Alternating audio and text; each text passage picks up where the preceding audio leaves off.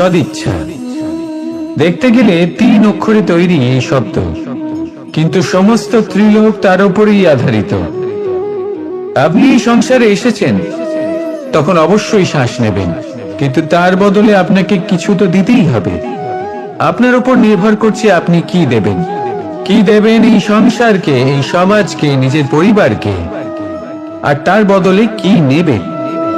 যশ নাকি অপযশ? দেখুন, এক ছিল রাবণ, যে কিনা সমুদ্র পার করল সীতাকে অপহরণ করার জন্য, আর এক ছিলেন রামচন্দ্র, যিনি সমুদ্র পার করেছিলেন, সেতু বানিয়ে গিয়েছিলেন সীতাকে ফিরিয়ে নিয়ে আসার জন্য। দুজনেই সমুদ্র পার করেছিলেন, শুধু পার্থক্য ছিল সদিচ্ছাকে বোঝার, লক্ষ্যের। অনেক মানুষের যাত্রা একরকম হতেই পারে, কিন্তু আনন্দ তখনই লাভ করবেন যখন লক্ষ্য শুভ হবে, মহান হবে। এই লক্ষ্য দিয়ে এই সংসারের কল্যাণ হবে এবং মানুষের সম্মান হবে। যদি আপনার সংকল্প উচিত হয়, তাহলে আপনার লক্ষ্য উচিতই হবে, নয়তো শুধুমাত্র বিনাশ হবে। আর উচিত এটাই হবে যে বিনাশের হাত থেকে যেন নিজেকে বাঁচানো যায়, কি বলেন? তাই জীবনে যে লক্ষ্য স্থির করছেন, মনে রাখবেন তা যেন শুভ লক্ষ্য হয়। যদি এরকম হয়, তাহলে আপনার যাত্রা, আপনার জীবন দুটোই শুভময় হবে। আসুন আর আমার সাথে ভালোবেসে বলুন, রাধা রাধা।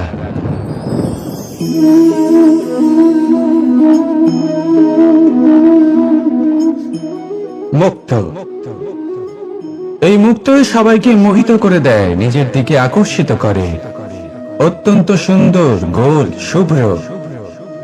মুক্ত দ্বারা নির্মিত আভূষণ, তা হয়তো সে মুকুটই হোক বা কোনো স্ত্রীর অলংকার, তাকে আরো সুন্দর করে তোলে, তাকে আরো সুন্দর দেখতে লাগে। এবার এই মুক্তকে এত সুন্দর দেখার জন্য কত কষ্ট সহ্য করতে হয়, তা কি কখনো আপনি ভেবেছেন? এই মুক্ত ঝিনুক থেকে বের করা হয়। ঝিনুক, যা কিনা সমুদ্রের তলদেশে থাকে। ওকে কত কষ্ট সহ্য করতে হয়, জলের চাপ সহ্য করতে হয়, সমুদ্রের স্রোত সহ্য করতে হয়। এই ঝিনুককে এত কষ্ট সহ্য করতে হয়, এই মুক্তকে এত কষ্ট সহ্য করতে হয়, তারপরে এর রূপ এত সুন্দর হয়।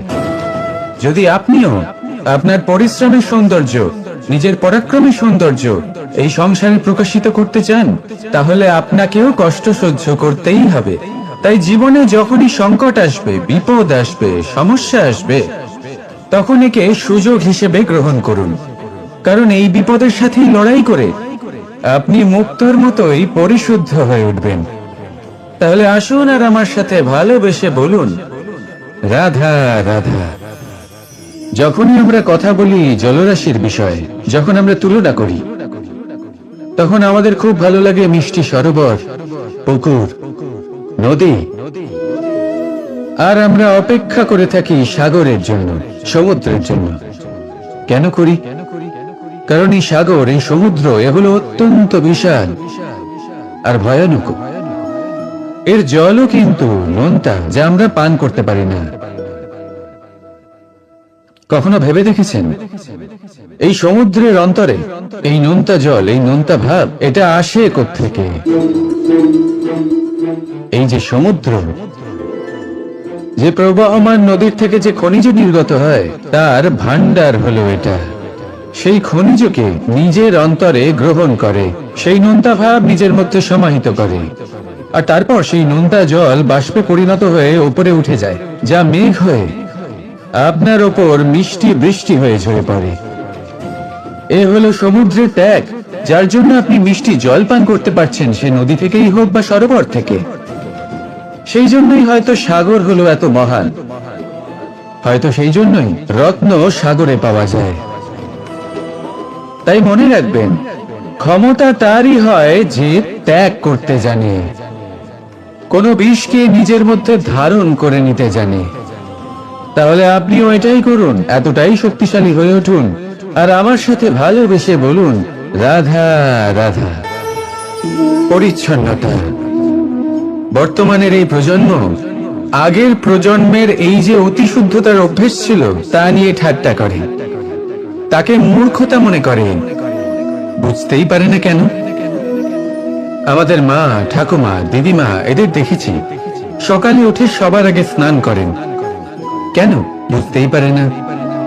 কেন কথায় কথায় বারান্দা উঠোন পরিষ্কার করা হয়? বুঝতেই পারে না। অনেক মানুষজন এটাকে ধার্মিক এবং অন্ধবিশ্বাস বলে, কিন্তু যদি আমি আপনাকে সত্যি কথা বলি, প্রত্যেক ধর্ম বিজ্ঞানসম্মত। প্রত্যেক কাজের পেছনে বৈজ্ঞানিক সত্যতা লুকিয়ে রয়েছে, কিন্তু প্রত্যেক মানুষ সেই নিয়ে কতটা ভাবেন, কতটা বোঝেন আর কি পদক্ষেপ নেন তা হলো আলাদা এবং অত্যন্ত গুরুত্বপূর্ণ, কিন্তু তা হলো বিজ্ঞানসম্মত। আজও যখন আমি আগে বাড়ি যাই, মা সবার আগে আমার হাত পা ধুয়ে দেন, তারপর সবকিছু। তাই আপনি পরিচ্ছন্ন থাকুন, তাহলে আপনি সুস্থ থাকবেন। তখনই আপনার মনে ভক্তিভাব আসবে, তখনই এই সমগ্র সংসারকে সামলানোর শক্তি অর্জন করতে পারবেন। তাহলে পরিচ্ছন্ন থাকুন, সব ভালো থাকবে। রাধা রাধা। এটা দেখতে পাচ্ছেন? আপনি নিশ্চয়ই জানেন এটা কি। এটা বড়ই বিচিত্র এক বস্তু। এটা হলো কয়লা। আমি একে বিচিত্র এই কারণে বলছি, ভেবে দেখুন, যদি এটা গরম হয় আর আপনি এটাকে ধরে ফেলেন, এটা আপনার হাত পুড়িয়ে ফেলবে। আর যদি এটা ঠান্ডা হয় আর আপনি এটা ধরেন, তাহলে এটা আপনার হাতে কালি লাগিয়ে দেবে। অর্থাৎ যে কোনো পরিস্থিতিতেই, যে কোনো রূপেই থাকুক না কেন, গরম হোক অথবা ঠান্ডা, এটা কোনো না কোনো ভাবে আপনার ক্ষতি অবশ্যই করবে। এরকমই হয় খারাপ মানুষজন, বদ সঙ্গ, ঠিক কয়লার মতো।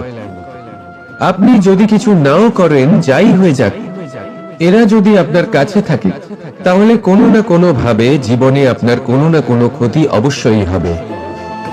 তাই নিজের জীবনে সবসময় সঙ্গতের নির্ণয় অত্যন্ত ভেবেচিন্তে করবেন।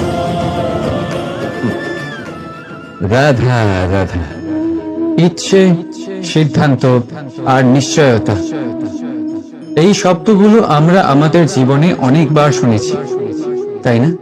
জীবনে অনেক যে এক কুয়ো খোঁড়ার সিদ্ধান্ত নিয়েছে, সে মাটি খোঁড়ার জন্য কোদাল অবশ্যই পেয়ে যায়। আর যে নিশ্চিত করে নিয়েছে, সে দেরি করে হলেও সেই শীতল জল অবশ্যই পেয়ে যায়। তাই জীবনে কেবল ইচ্ছে করবেন না, সিদ্ধান্ত নিন আর তারপর নিশ্চিত করুন, সব পেয়ে যাবে। আর ভালোবেসে বলুন, রাধা রাধা। স্বপ্ন আর লক্ষ্য একই মনে হয়। এই দুইয়েরই কথা মানুষ কল্পনা করেন, এই দুই মানুষ অর্জন করতে চায়। আর এই দুই পূর্ণ হলে মানুষ নিজেকে অত্যন্ত ভাগ্যবান বলে মনে করেন। কিন্তু এই দুইয়ের মধ্যে পার্থক্য আছে। পার্থক্য এই যে স্বপ্নের জন্য বিনা পরিশ্রমের ঘুম দরকার হয়, আর লক্ষ্যের জন্য বিনা ঘুমের পরিশ্রম। যে ব্যক্তি ঘুমের মধ্যে স্বপ্ন দেখতে থাকেন, জেগে ওঠার পর তার হাত খালি থেকে যায়। আর যে ব্যক্তি পরিশ্রম করে, স্বয়ংকালেও তার হাত তার লক্ষ্যেই থাকে। তাই যদি স্বপ্ন দেখতে হয়, তাহলে লক্ষ্য জেনে পরিশ্রম করুন আর ভালোবেসে বলুন, রাধা রাধা। জীবনে কিছু করে দেখাতে হলে বদল আনতে পারবে, তাকে পথ দেখাতে পারবে, তার জীবনে পরিবর্তন আনতে পারবে। আর তাই মানুষ সংসার জুড়ে তাকেই খোঁজেন, যিনি তার পাশেই আছেন।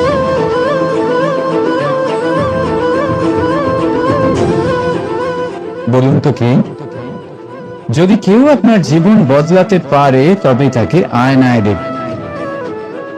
আপনি নিজেই সে যে নিজের জীবন বদলাতে পারে, নিজেই নিজের পথপ্রদর্শক হতে পারে, জীবনে বদল আনতে পারে, পরিবর্তন আনতে পারে।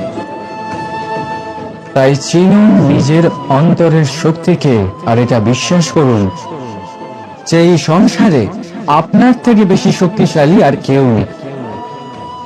জীবন বদলে যাবে আপনার। আর অন্ধবিশ্বাস নয়, আত্মবিশ্বাসের হাত ধরুন। আপনার সমস্যা আপনা থেকেই দূর হয়ে যাবে। তাই ভালোবেসে বলুন, রাধা রাধা।